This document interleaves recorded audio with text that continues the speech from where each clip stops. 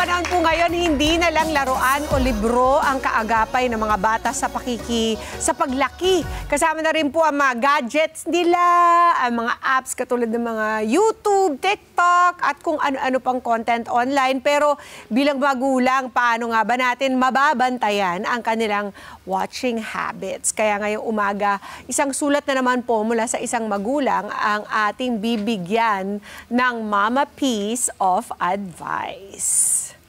Ang letter sender po natin, si Mama Carla, at narito ang nilalaman ng kanyang sulat. Sabi niya, Dear Mama P, gusto ko sanang i-share ang nararanasan ko ngayon pagdating sa watching habits sa mga anak ko. Kung hindi sila nakatutok sa TV, ay sa kanilang gadgets naman sila nakababad, gaya ng laptop o cellphone or tablet. Lalo na po ngayong bakasyon na, halos buong araw silang nanonood, at ang ikinababahala ko pa ay hindi ko na mabantayan kung ano mga pinapanood nila, lalo na sa social media. Kinakatakot ko po, baka may mapanood silang hindi angkop sa kanilang edad. Minsan nga ay narinig ko pang nagtatalo mga anak ko nang nakita kong sinabunutan ng bunso ko ang kanyang ate. At nang tanungin ko siya kung saan niya yun nakita, ay sinagot niya ako sa YouTube. Sobrang nabahala ako sa nangyari, kaya po ako sumulat sa Mama P para humingi po ng advice kung paano mababantayan ang watching habits ng aking mga anak. Sincerely, Mama Carla. Kaya bilang magulang, paano nga ba natin mababantayan ang watching habits ng ating mga anak? Yan po pag-uusapan natin ngayon sa Mama Piece of Advice, kasama ating bisitang psychologist na si Doc Camille Garcia. Magandang umaga. Hi. At welcome po muli. Magandang umaga. So nice to be back. Yes, thank you very much, Doc Camille, for being here. Sabihin na po natin ang diretso, ano nga ba ang kasamaan sa ating mga anak ng panonood ng kanilang gadgets, Doc? Okay, basically siguro before sasabihin natin, may limitations eh. Usually pag yung mga children, mga 2 hours lang. Pero ngayon talagang umaabot ng 4 to 6, and even young adults umaabot ng 8 hours. Mas nag-exceed pa sa pag-aaral nila sa eskwelahan, di ba? More than 8 hours. So pagdating sa ganito, pwede magkaroon ng possibility for medical condition, psychological conditions na talagang kumisan hindi mo akalain na magkakaroon ka ng ganong klaseng mga condition. Medical-wise siguro dahil yung mata natin is strained, so yes, yung possibility na, alam niyo kasi pag nakatutok kayo sa gadget, ang tendency kasi hindi tayo masyadong kumukurap ng mata. So hindi ka nagbi-blink, ang tendency nagkakaroon ng tinatawag nating dry eye syndrome. So pag nagkaroon ka ng dry eye syndrome, hindi ka lumuluha kaagad. So mas mahirap yon. Lahat ng mga dumi na nasasagap ng mata, pumapasok sa mata mo, magkakaroon ka ng inflammation. Yung iba merong sinasabi, conjunctivitis, yung parang kulite. Tapos o kaya naman, kumisan talagang magkakaroon ng red eyes dyan na yung may mga optic nerves na sinasabi pumuputok.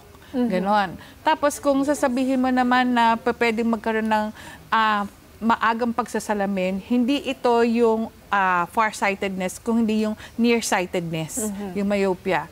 And kung psychological conditions naman or other conditions, syempre kakaupuan ganito. Pwedeng maging katulad ko, mas malaki pa sa akin, obese.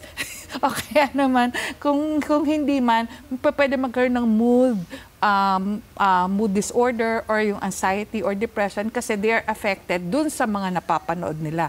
Yun yung nakakalungkot. Kasi eto, pag naging mental health issues, medyo kailangan mabahala na ang magulang kung bakit naging agresibo, irritable, or mayroong pagkakataon na yung nanggigigil sa galit ng isang bata. Nilalike na nga po nila ang panonood sa gadget sa parang sa dangers of getting second-hand smoke. Parang gano'n na daw yung or smoking per se dahil sa paglaganap nito at sa pagiging masyadong abused nito. You mentioned the screen time, Doc Camille. Ano ba yung ideal screen time para sa ating mga anak? Kasi ngayon pati toddlers, di ba, nag-aano na siya, yung nanonood na rin sa mga tablet nila. Yes. Dapat kasi pag mga toddlers, 2 to 3 hanggang 1 hour lang. In fact, every 15 minutes, dapat may gap. Dahil kasi kung tatandaan nyo, lahat halos ng mga ibang mga video games, hindi kasi natin tinitignan yon, pero may mga restrictions na nakasulat doon na after 2 hours, you have to have a break, or else yung possibility kasi na magkakaroon ng exposure sa light can lead to a possible seizure. Seizure disorder. Ang seizure disorder po, hindi po yung epileptic seizure.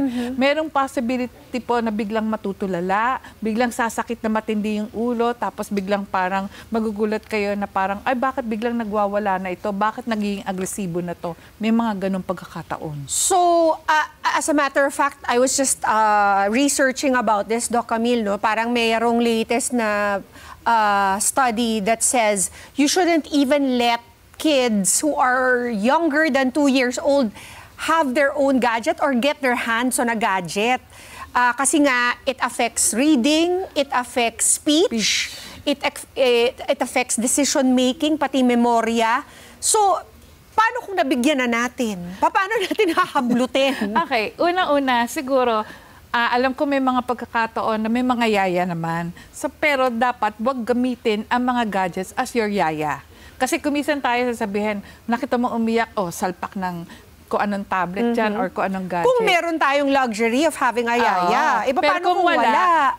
Pagdating sa umpisa pa lang, you have to set boundaries. Okay. Dahil kasi sabihin every 30 minutes. Or kaya naman, talagang magkaroon ng social interaction. Kasi yun yung nagiging problema eh. After yung sobrang exposure sa mga ganitong gadgets, there's a tendency na sinasabi nga, they become the loneliest people because of the fact na parang naapektuhan sila dahil kasi nakita nila sa SOCMED na nagko-compare, parang ang feeling mo, ikaw yung parang pinakakawawa kasi pag nagde-describe nila what is beautiful, what is intelligent na tao, tapos pag yung mga pinsan mo, correct.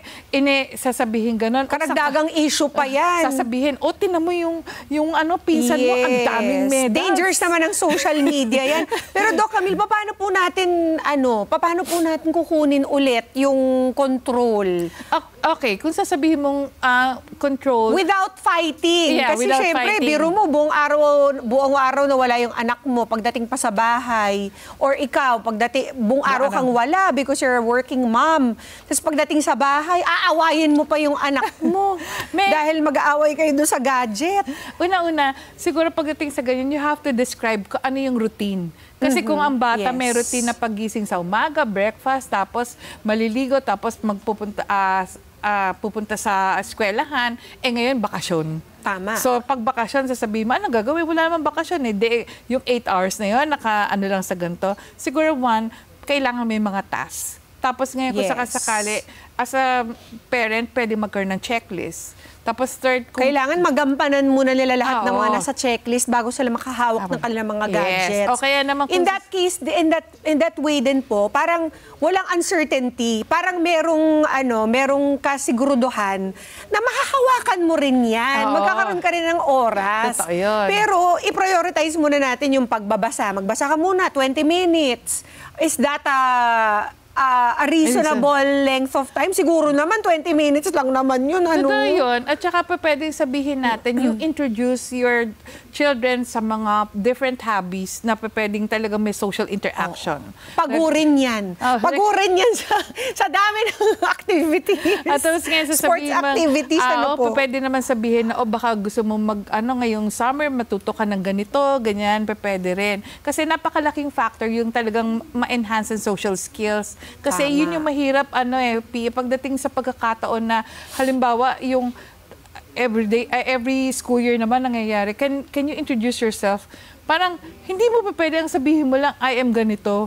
Parang, at least magagawa ng pagkakataon, kung maganda yung social interaction mo with other people, there's a tendency na mas maganda yung mga nasasabi mong mga words, or at the same time, nagjo-journal ka, may mga magagandang pwedeng mangyari. At saka, siguro, hindi naman kinakailangan kahit pag kayo ay nagbakasyon, nakahawak pa rin sa mga ganitong gadgets kasi napaka-importante na kung bakit na-enhance yung tinatawag nating emotional quotient, mental health quotient, it's because may mga pagkakataon na tayo yung social skills natin ang talagang ginagawa ng paraan. Hindi mo kasi makukuha yung mga yung mga emotional cue sa panonood ng gadget. Katulad nung doon sa letter sender natin, nasabunutan niya yung kanyang ate kasi wala naman talagang totoong emosyon na napapanood minsan sa mga pinapanood nila online. At saka siguro pagdating din sa ganyang pagkakataon, it serves as a warning also that there are certain cartoons na kahit na maganda sa paningin ng mga bata, may pagka-verbally aggressive at saka abusive din yung mga words na sinasabi ng mga cartoon characters. So siguro dapat pagdating sa ganyan, complete monitoring. Kasi kahit sabihin nyo na napaka-British accent nung cartoon character na yon, pero kung nagsasalita ng mga bad words, kumisan ang mga bata, napakadali niyang ma-influence, ma-imitate yun. Tama. Kaya meron tayong tinatawag na copycat syndrome. Ano yung copycat syndrome? Kumisan kung ano yung nakikita po nila sa SOCMED, there's a tendency na gayahin. Kaya lalo na yung talagang medyo mahina ang personality, like yung mga, hindi na po yung mga school agent 7 to 10 years old, pag nakakakita ng medyo sabihin na natin, yung harming self, na talagang kumisan pinoproject pa yun sa mga social media platforms, medyo tignan natin maigi kasi baka mamaya gayahin. Akala nila ganun kadali lang yun. Yun po bang mga apps na meron, na sinasabing garantisadong 100% for children, mapapagtiwalaan po ba natin yun? Halimbawa, binigyan natin sila dahil nagtatrabaho tayo, binigyan natin sila ng gadget, tapos nilagay lang natin yung mga 100% kid-friendly. Pwede po ba tayo magtiwala dun sa mga ganong may assurance? Okay. Or guarantee? Hindi ko naman sinasabi na walang masama dun sa mga kid-friendly na mga apps. Pero sometimes, there's a tendency na kailangan ma-monitor din natin. But if you have time na i-review kung ano yung mga kid shows na yon at the same time. Kasi una, kumisan kaya mali yung grammar natin kasi doon natin nakita sa app na yun. Pangalawa, kumisan merong nasasabi yung app na yun na pag dinidescribe, hindi mo masabi, and then pag nadinig mo, saan mo nakita yung word na yan? Tapos, and then, does it mean ganito? Pero pwede pala na iba yung meaning na ganito. So there are certain words na parang kumisan, same spelling, pero different ang meaning. So you have to explain. Oo. Para sa akin, sa amin po sa bahay, ang ginagawa namin, yung mga apps nila, talagang may naka-family share at tapos may naka-time limit lahat yan. Kahit yung mga browser. Kasi dyan tayo, nadadali tayo dyan minsan hindi nga natin nilagyan ng YouTube. Pero pupunta naman yan sa browser dahil ang gagaling nila. Tapos doon manonood ng YouTube. Kasi sabihin mo sa kanila, YouTube Kids ka lang. Pero ang gagawin niya, pupunta sa browser. Doon manonood ng mga videos na hindi na natin alam kung anong quality nitong mga ito. At pag wala tayo sa bahay, paano natin mamamonitor? So what we do is like, kapag nanonood sila, ginagamit nila yung mga ganyang klaseng apps, yung browser, yung mga YouTube, dapat nandun sila sa isang common na space para kahit mayroon kayong ginagawang trabahong bahay, di ba, nasisilip-silip nyo or naririnig ninyo kung ano yung pinapanood nila. Tapos may time limit. Halimbawa, eto, sabihin nila, I need to research, mama O sige, bibigyan kita 1 hour. Yon, magtatanong muna yung yung sarili mong device. Bibigyan ba natin ng oras pa si Scarlett? Yun. Depende na lang. So, meron mga ganong klaseng functions po yung inyong mga family sharing, ang inyong mga apps. O meron daw katanungan ang ating mommy na si Annalyn. Yes, Mami Annalyn, go. Shoot. Hi, Doc. Fire. Good morning po, and Ma'am Pia. Yes po. So, ako po kasi, doktora, mayroon po akong 3 years old na baby po yung youngest ko talaga. Ano po ba dapat, o ilang oras? Kasi minsan talaga di maiwasan na mapahawak ng ng tablet or cellphone, Dok. Yeah. Ano po ba dapat yung limit na oras, Dok? At pag yung 3 years old, Dok, ano pong magandang gawin as nanay po talaga? Kasi pag umiiyak, so ano pong dapat namin kayang minsan ang mga ate bigyan ng cellphone or tablet kaagad kasi ito yung pampatahimik. So, ako kasi working mom din po ako, Ma'am Pia. So, yun po yung gusto kong marinig from Doktora kasi grabe, ang swerte ko ngayong araw. Kasi personal ko matanong si Doktora, no? Thank you so much po sa... May reason kung bakit ka napadpad dito, Mami Annalyn. Sobra po. Salamat po. Yan. Okay, thank you, Mommy. Una-una, ang isang 3 years old kasi talagang, alam mo, ang limit lang talaga, kung pwede 2 hours, pero separate yun. Pwede isa sa umaga, isa sa hapon. Break it up.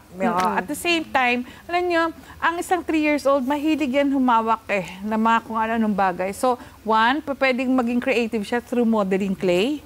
Diba? Usong-usong ngayon ang mga modeling clay na non-toxic. Tapos meron din tayo mga non-toxic na malalaking crayons. Siguro ang gawin nyo, yung pader nyo, lagyan nyo ng Manila paper kasi baka sabihin nyo, mapinturahan ng sangkatutak na, na crayons doon.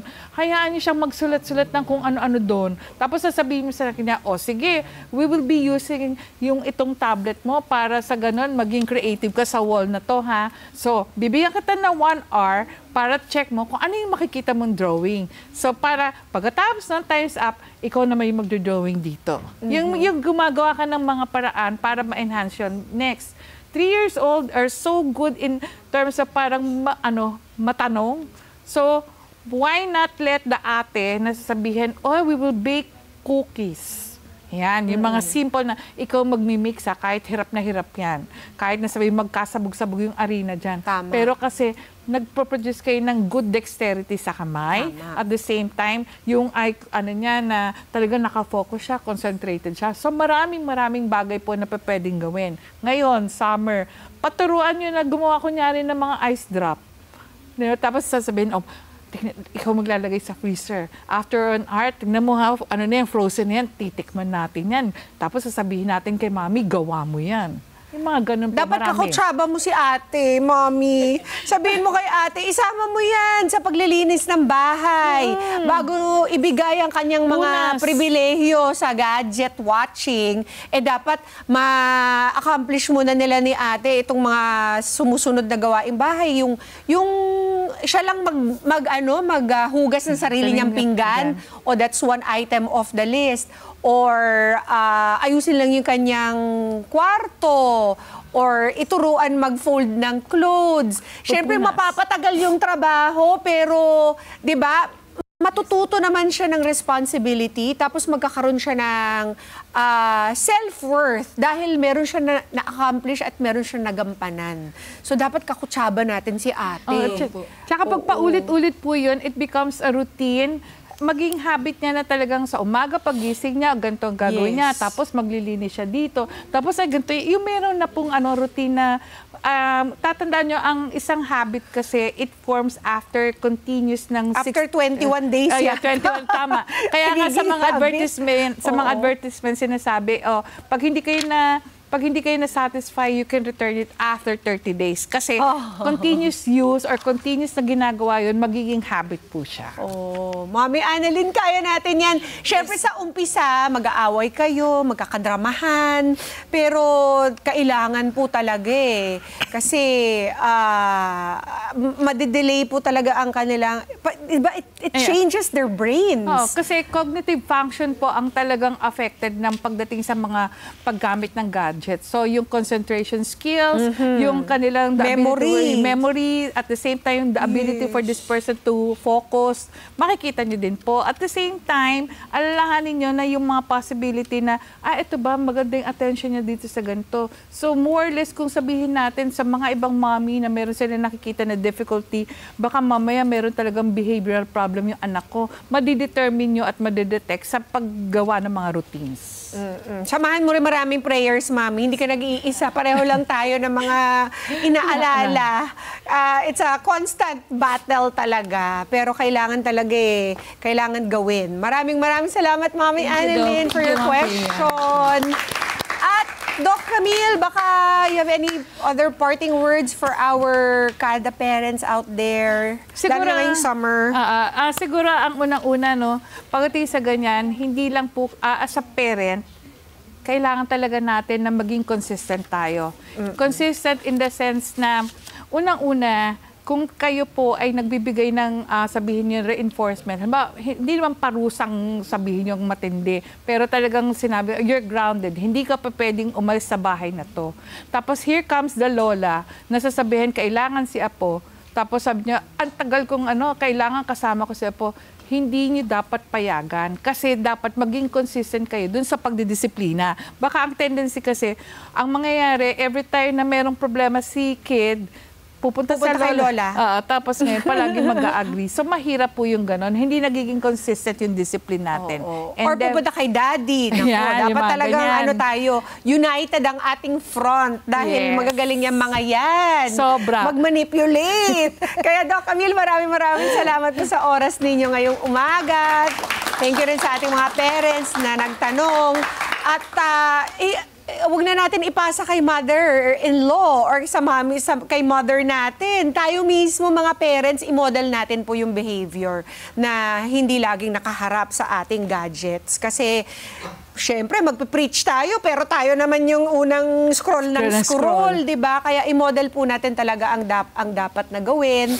And as much as possible, let's engage in mga hobbies and activities with our kids. Kahit mga 10 to 15 minutes every day, you read to them. Naku, napakalaking, na po talaga yun, napakalaking difference in their development. Kaya muli, ito po ang ating mga piece of advice. Ang first P natin, patuloy na paalalahanan ng ating mga anak kung ano ang mga pwede at hindi nila pwedeng panoorin sa kanilang mga gadgets, di ba?